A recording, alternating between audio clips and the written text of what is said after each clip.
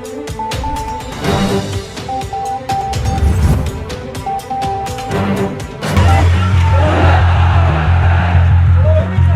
मोहब्बत है। और एक बात मैं साफ तौर से बताना चाहता हूँ,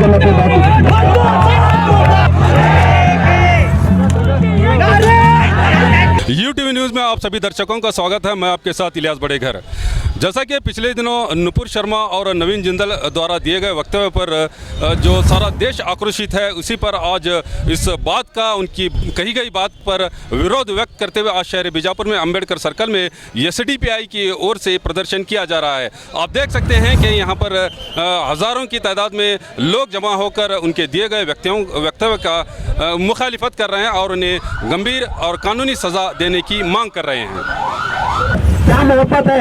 और एक बात मैं साफ तौर से बताना चाहता हूँ, हमारी मांग है कि जिस तरह बदजुबानी करने वालों को, कि हुजूर सल्लल्लाहु अलैहि वसल्लम की बेहुरमती करने वालों को अगर कानूनी तौर तरीके से, अगर कॉन्स्टिट्यूशन के तहत आप लोग अरेस्ट करके इन पर एक्शन नहीं लेंगे, आप लोग इन पर सजा नहीं मुकर्रर करेंगे, तो हम सारे मुसलमान शरिया कॉन्स्टिट्यूशन के साथ साथ शरिया भी जानते हैं।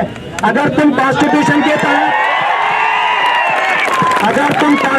के तहत सजा देना नहीं चाहते तो याद रखो, ये मुसलमान रोड पर उतरेगा तो शरिया के तहत सजा देगा। कि शर्मा और मिश्रा नहीं बल्कि 44 उनके जो सांसद इस वक्त में काम कर रहे हैं, उन तमाम के ऊपर में लगाम लगाई जाए और उनको जेल के सलाखों के पीछे भेजा जाए और ऐसा उनके साथ में जो है आप एक्शन लो कि दोबारा इस तरह का काम कोई इंडिया में नहीं करना। ये एक चाह रहे हैं। और दूसरी बात ये भी चाह रहे हैं कि जो पत्रकार हैं उनके ऊपर भी लगाम कसी जाए, इसलिए कि उनके अंडर में बैठ करके ये लोग जो है बोलते हैं। अगर वो घर में अकेली बोलती तो बात नहीं आती थी, एक नेशनल मीडिया चैनल के ऊपर में बैठकर बोलने की वजह से जो है पूरी इंडिया में बात फैली।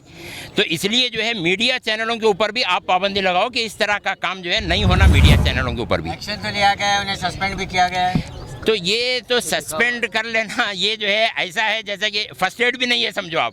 सस्पेंड कर लेना ये फर्स्ट एड के जैसा भी नहीं है, बल्कि जो है इससे इंडिया के मुसलमान भी और गैर मुस्लिम भी मुतमईन नहीं हैं। जो सेकुलर गैर मुस्लिमीन हैं तो वो भी जो है मुतमईन नहीं हैं, और मुसलमान तो मुतमईन ही नहीं है सस्पेंड से, जब तक जो है उनके ऊपर ऐसा एक्शन नहीं लेते कि जिसकी वजह से आइंदा लोगों को भी जो है ये जुर्रत नहीं होना। तो ढील छोड़ने की वजह से आज पेश आए हैं।